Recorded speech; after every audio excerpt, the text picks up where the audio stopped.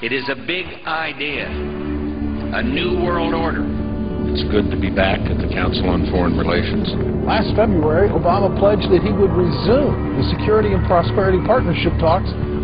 In Pakistan, meanwhile, the first apparent U.S. missile strike since Barack Obama became commander-in-chief. We've got to give them a stake in creating the kind of world order that I think all of us would like to see. It is a global depression, and one world currency. A bailout bubble, which is bigger than the dot-com bubble, bigger than the real estate bubble. The bailout bubble is $12.8 trillion.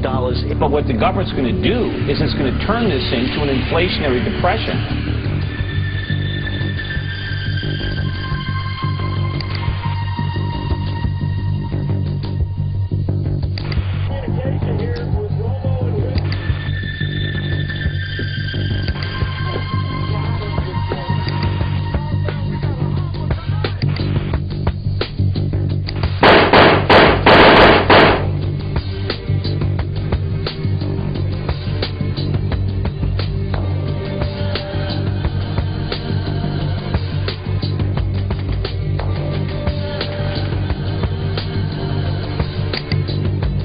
Welcome to Freedom Watch, Alex. What are you talking about today? Just how hundreds of mainstream news articles a week are saying there is a new world order, a global government. It will be run by the very banks that are collapsing society by design, and we will pay carbon taxes to them. Here is Time Magazine headline, New World Order, and they say a new bank of the world will rule the United States.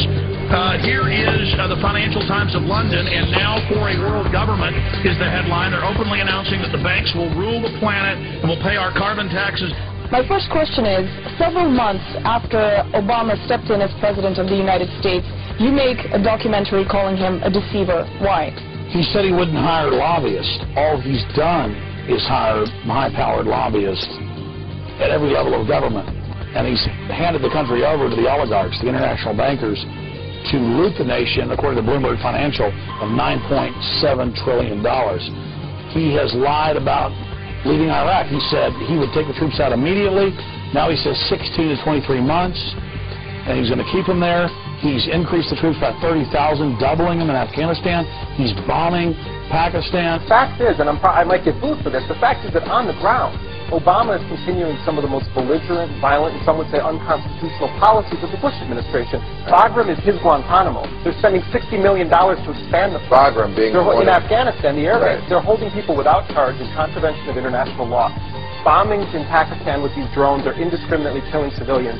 Civilians are dying in Afghanistan on a regular basis, and the guy's using 250,000 contractors in Iraq and Afghanistan right now. It sounds to me a lot like Bush. Yeah.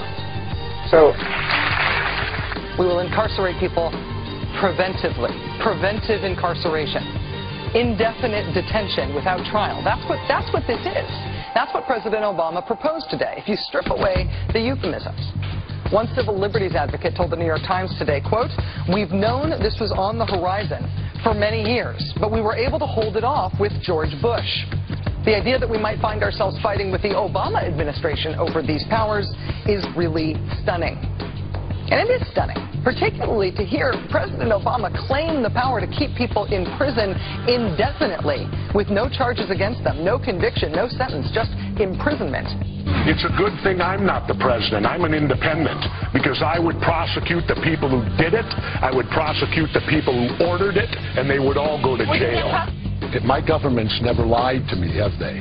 Let's see, where should we start? The Gulf of Tonkin incident? Now that took us into war in Vietnam. They've now admitted it was a lie. So 58,000 of my generation were killed based upon a lie. But that doesn't count, does it? What does that have to do with 9/11? That shows that we will lie to go to war. We've been doing it for years. We will continue to do it. The Gulf of Tonkin incident, did you believe that? Or you probably weren't alive then. America went to war against Iraq based on a lie. We were told in 2002 Iraq had weapons of mass destruction. The previous administration even pursued torture to try to extract false confessions to try to justify the war. It's time to tell the truth. The truth is we should not have prosecuted a war against the Iraqi people. The truth is the Democratic Senate could have stopped the Iraq war in 2002. The truth is we Democrats were given control of Congress in 2006 to end the war. Get out of Iraq. Get out of Afghanistan. Come home, America. Come home. Federal Reserve is no more federal than Federal Express. But yet it has the power to determine the direction of use of money in our economy. If we could take that power back and put the Federal Reserve under Treasury, we start to be in a position of being able to control monetary policy on behalf of the United States people. They're creating another bubble, the bailout bubble, which is bigger than the dot-com bubble, bigger than the real estate bubble. The bailout bubble is $12.8 trillion in the pipeline. The government is now being involved in businesses. It's a whole different game. There's nothing to inflate. So we're going to see the tax riots. We predicted them. So what's happening is the Federal Reserve, and by the way, the Federal Reserve is no more federal than Federal Express. It's a private company. What they're doing is these are the people that caused the problem are now being asked to fix it. It's an illusion. We should not be increasing government spending. Government should be cutting its spending. If we can cut spending enough, then maybe we can cut taxes. But if we just cut taxes and the government keeps spending, the real cost of government isn't what it taxes, but what it spends.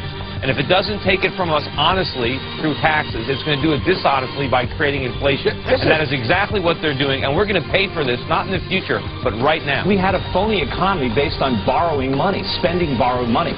We need to base our economy on saving money, on producing things. And so the credit crunch, this is not the problem. Credit needs to be allocated away from consumers. We need to stop borrowing money and buying stuff and concentrate on saving our money so we can make stuff. And maybe that's going to mean a rather severe recession. But what the government's going to do is it's going to turn this into an inflationary depression, which is going to be much, much worse. What if the American people learn the truth? That our foreign policy has nothing to do with national security, that it never changes from one administration to the next. What if war and preparation for war is a racket serving the special interests? What if President Obama is completely wrong about Afghanistan and it turns out worse than Iraq and Vietnam put together? What if diplomacy is found to be superior to bombs and bribes in protecting America? What happens if my concerns are completely unfounded? Nothing. But what happens if my concerns are justified and ignored? Nothing good. And I yield back the balance of my time. You're sponsoring H.R. 1207. That's the Federal Reserve Transparency Act of 2009. There are over 200 co-sponsors, including over 50 Democrats. What is this legislation? What are you looking to do?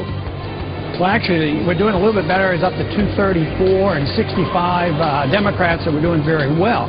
What it does, it means that we can audit the Fed and find out all the promises they've made, all the guarantees, and how they've been involved in other central banks and other governments and international financial institutions. So we would find out what's going on. And even Obama talks, he used the word more transparency. But they're doing exactly the opposite. I don't believe they'll give us real transparency. At the same time, they're giving the agency of government, pseudo-agency, the Federal Reserve, more power. And they're the culprit.